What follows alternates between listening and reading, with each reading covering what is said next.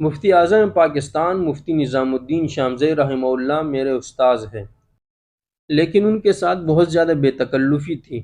یوں محسوس نہ ہوتا کہ وہ استاد اور میں شاگرد۔ بہت ہی بے تکلفی سے ایک دوسرے کے ساتھ مذاق کرتے۔ ان کے ساتھ ایک مرتبہ قلعت جانے کا اتفاق ہوا۔ ایک جگہ گاڑی رکی، حضرت اترے، نیچے انگور کی ریڑھی کھڑی تھی، اس سے انگور خریدے۔ انگور کھانے شروع کیے ہی تھے کہ دیکھا پاس میں روٹیاں پکائی جا رہی ہے بھٹی میں۔ گرما گرم روٹیاں خرید کر انگور کے ساتھ تناول فرمانے لگے۔ یہ دیکھ کر میری ہنسی چھوٹ گئی۔ وہ روٹی کے ساتھ انگور کھا رہے ہیں اور میں ہنسے جا رہا ہوں۔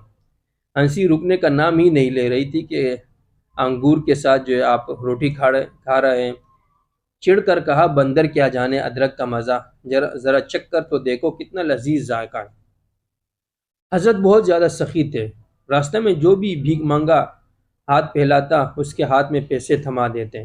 میں نے کہا، حضرت مانگنا ان کی عادت ہے، پیشہ ور ہے یہ، آپ کیوں ان کی حوصلہ افزائی کر رہے ہیں؟ فرمایا، ظنوا بالمؤمنین خیرا، اچھا گمان رکھو، تمہیں کیسے معلوم ہو کہ یہ حاجت مند نہیں ہے؟ تھوڑی دیر بعد استاذ محترم کے پاس کھلے پیسے ختم ہو گئے۔ ایک بھکاری آیا، اللہ کے نام پہ بابا۔ مفتی صاحب مجھ سے کہنے لگے، منظور دے دے اس کو۔ میں نے کہا، استاد جی آپ اپنے مال پر ہی سخاوت فرمائیں تو بہتر ہوگا، دوسروں کے مال پر سخاوت کی زحمت گوارا نہ فرمائیں۔